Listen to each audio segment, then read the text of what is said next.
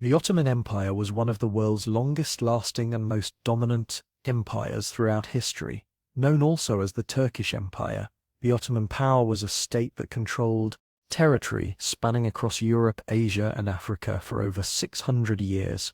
In their first 100 years, due to their impressive abilities to take advantage of their weaker neighbors, and due to the massive mistakes made by kingdoms of the Balkans and other Christian powers, including the Byzantine Empire, the Ottomans will rise from a small beylik to a regional power, and they will use this position as a stepping stone to expand even more. The conquering force began around the year 1299, when Osman I, a Muslim leader from the town of Sogod, Anatolia, styled himself as supreme leader, or sultan, following a string of raids led by Osman and his Ghozi troops against their Byzantine opposition. The name of the empire, Ottoman, is derived from the name of its first leader and founder, Osman, whose name was actually Uthman, an Arabic, left behind a scarce amount of information about his life, but gave the world an empire in his name. Consequently, due to the lack of reliable contemporary sources about the Muslim leader, current historians struggle to determine what tales have been fabricated over the years and which ones are in fact true. According to Ottoman law, Osman I was the son of Utugrel and grandson of Süleiman and Shah, both of whom were from the K tribe of Oghuz Turks, although the latter connection has been debated by Ottoman genealogists. Thus, Osman I was the man responsible for creating the first foundations of the 600-year-running empire. Taking advantage of the disintegration, Seljuk dynasty in Iran and Mesopotamia, which was vanquished in 1293, Osman began expanding his territory through Anatolia as the chief rival to the Byzantine Christians. By the start of the 14th century, the newly founded Ottoman Empire began to spread bidirectionally, approaching the Sea of Marmara and along the Sakarya River. Unfortunately for the eager conquerors, their siege equipment was insufficient, making it momentarily impossible for them to capture some of the bigger Byzantine cities and territories, such as Constantinople. It wasn't until 1326 that the Ottomans were able to capture the city of Bursa, which would later be styled their new capital in 1335. Around the time of this victory, the first Sultan, Osman I, passed away, leaving his son Orhan as the second Sultan of the Ottoman Empire. Under Orhan's reign, the Turks were now able to start strengthening their power and authority after seizing Bursa, where the throne of Osman I still remains. As part of his military bolstering, Orhan went to his brother, Aladdin, for advice. Aladdin suggested that Orhan create an army of men who were paid and trained infantrymen. This is opposed to the method of the predecessors' armies, which were made up of contingents and volunteers who only came together for the campaign or battle at hand. Orhan enacted this new strategy, but quickly became dissatisfied and decided to look to a relative through marriage. Kandari Karahalul for new guidance. Kandari came up with the idea for what later would be known as the Janissaries. The body of troops was to be made up of children from Christian families in territories that had been conquered by the Ottomans, which would be converted to Islam and trained as elite infantrymen and slaves to the Sultan. Making up the first modern standing army in Europe, the Janissaries were known for their extreme loyalty to the Sultan, ensured by strict policies and rules applied to them throughout their service, such as the outlaw of marriage. While the Janissary troops weren't considered to have truly been established until the rule of Marad the West, the introductory steps were made during Orsan's time of consolidation. Also on the mind of the second Sultan was expansion. This became a heavier focus. In 1331, with the capture of Iznik, following a few years later by the seizure of Iznik in 1337, and then the taking of Üsküdar in 1338. Only 7 years after the latest of those successes, Orhan was then able to occupy the Principality of Karasi, around which time he also became an ally to John VI Kantakismus, the later Byzantine emperor. Through this new union, Orhan was additionally able to gain permission to raid the region of Thrace, a goal of the Ottomans, of course, being to capture this. area and marry the daughter of Kantikasnes, Theodora. Furthermore, under the command of Salaman Pasha, one of Orhan's sons, the Kol and Ends spread their control to Gallipoli in 1354, despite Kantikasnes's attempts to peacefully remove them in response to Byzantine fears. The raids throughout Gallipoli had also brought in remarkable rewards and treasures to the Ottomans, which attracted the attention of thousands of Turks.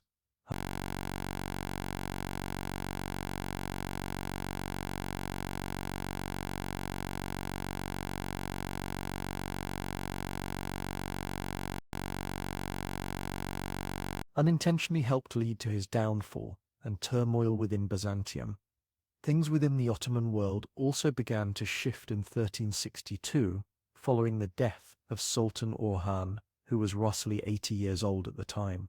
His son, Salaman, had died a few years prior in a hunting accident, and it is believed that the toll of this loss may have led to Orhan's sudden demise. Regardless, Murad I, another son of Orhan, was next in line to become the empire's third sultan, which he did with the dramatic entrance. In 82, the eager sultan began to put pressure on Bulgaria, first convincing Emperor Ivan Shishman to surrender his country as a vassal, becoming part of a new policy enacted by Murad in Europe, where the native rulers of existing principalities would remain in their place if they accepted the suzerainty of the sultan, accompanied by the provision of contingents for the Ottoman army. Seemingly not giving importance to this agreement, Murad and his troops then continued pushing on to seize Sofia, Perotate and Niš. These decisive actions led to the next major victory for the empire, allowing them to conquer Serbia after the famed Battle of Kosovo in 1388.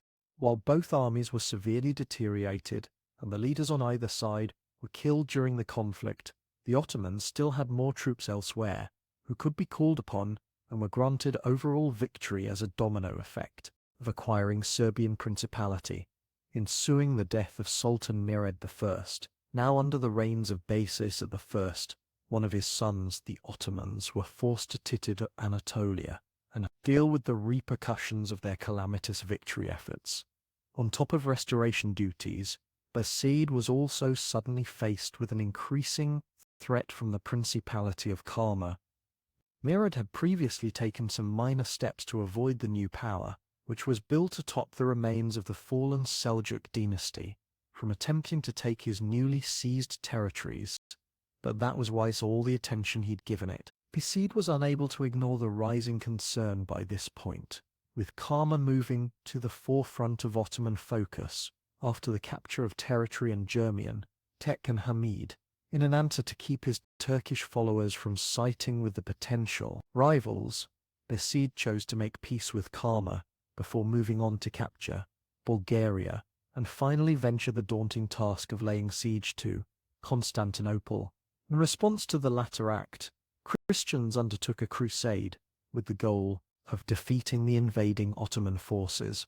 This resulted in the Battle of Nicopolis in 1396, which was won by Basid and his troops, massacring the Crusader army that was made up of Hungarians, Germans, French and other Christian allies. Presumably feeling confident after the success at Nicopolis, Basid and his men returned to annex Karma in 1397, despite the previously agreed-on peace treaty. The Sultan's reach now spanned across the Balkans and into Asia, making him one of the most powerful Muslim leaders at the time. His goal seemed to be that of his predecessors and future successors: expand. While there is relatively very little information dating back to the first 100 years of Ottoman power, we do know that the period of time from 1300 through 100 served as a springboard for the empire's growth and prosperity that was to come. The start of the 15th century in the Ottoman Empire marked the final years of Basid I's reign as Sultan. In 1400, major tensions began to rise between the Ottoman leader and the Turco-Mongol warlord by the name of Timur. This once Cold War reached a heated climax in 1402 at the Battle of Ankara, while on his way back through Anatolia to turn the threat of his powerful rival, Basid was caught off guard by Timur and his troops, as they besieged the city of Ankara, withholding the only source of water for the Ottoman troops, enforcing them to engage in battle. By the end of the conflict, Timur's army prevailed, while Bayezid and his sons attempted to make an escape. Bayezid himself and two of his sons, Musa and Mustafa Çelebi, were captured by Timur, though the rest were successful in their getaway. Musa was released in 1403, and Mustafa was held in Samarkand until the death of Timur in 1405, at which point he went into hiding within the territories of some of his allies. Less fortunately, Bayezid had passed away shortly after he was taken into custody. It is debated whether he was treated well by Timur and his men or not, but either way, this was the end of the fourth Ottoman Sultan's rule. After Bayezid's downfall, the leadership of the empire was thrown into complete turmoil. The remaining sons of the late Sultan now sparked a decade-long civil war, referred to as the Ottoman Interregnum. Timur had confirmed Mehmed Çelebi as the new sultan before he had passed, but Isa, Musa and Solomon were unhappy with this decision. The brothers all felt that they themselves were entitled to the Ottoman throne, and therefore did not recognize Mehmed's authority. Solomon had established his capital in Edirne, formerly known as Adrianople, and extended his power throughout all of Thrace and the southeast reign of Europe, stretching down to northern Greece. Mehmed centered his control in the city of Amadiyah. Meanwhile, Isa and Musa fought for control over Bursa, eventually leading to Isa obtaining dominion. This rise of power incited a new conflict between Isa and Mehmed, and after multiple defeats, Isa sought refuge in Constantinople, as Mehmed now took command of Bursa. Not long later, another battle between the brothers ensued at Karasi, now sending Isa fleeing to Karaman. It is said that Isa was later killed after being spotted in a public bath by order of Mehmed. Solomon, who had backed Isa during the strife with Mehmed, now went on to successfully capture Bursa and later on Kara from the previously victorious brother. For the next few years, an alliance formed and flourished between Mehmed and Musa, the latter being sent across the Black Sea to serve as sultan to the European part of the empire. Solomon touted an alliance with Manuel II Palaiologos and eventually won over the Serbs by the end of the Battle of Cosmedium in 1410. During this battle, Musa was defeated by Solomon, though the tide would shortly turn once again. Due to apparent temperamental issues, Solomon found himself rapidly losing allies and support. Taking advantage of the defections and abandonment on his brother's side, Musa found triumph at Edirne in 1411. Solomon attempted to escape into Byzantine protection but was murdered on Nisway, leaving Musa and Mehmed as co-sultans of the Ottoman Empire.